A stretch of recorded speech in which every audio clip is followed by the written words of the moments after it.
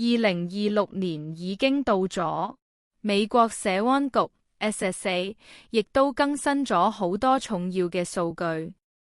好多朋友問我喺美國住咗咁多年，係咪就有得領取退休金？其實要攞到呢張退休支票，最關鍵嘅唔係你住咗幾耐，而係你有冇儲夠門票。大家好，歡迎收睇紐約與你廣東話頻道。今日我哋正式開啟呢個全新嘅退休專題系列。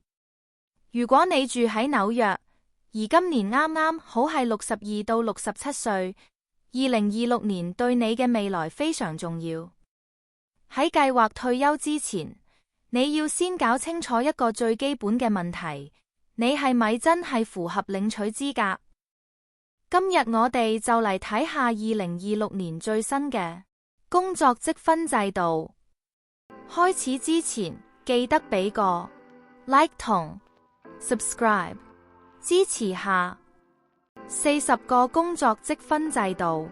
第一，我哋先嚟講下呢個40個工作積分制度。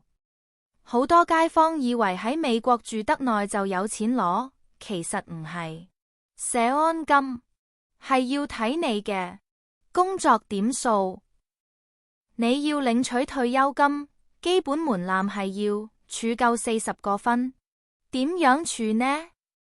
每年你最多可以攞到4分，所以如果你每年都攞足分，最少要喺美國做夠10年工，先至可以儲夠呢張退休門票。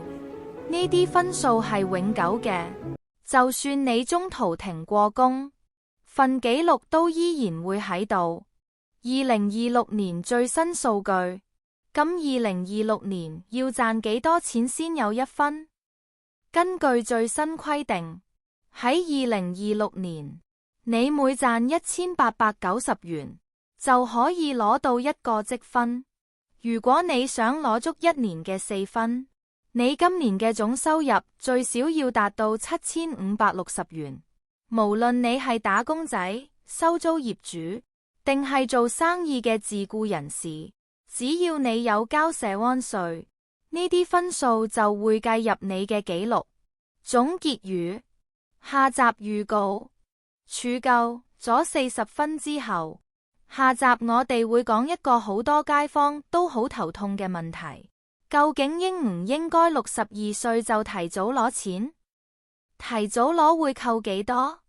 等我下一集話你知。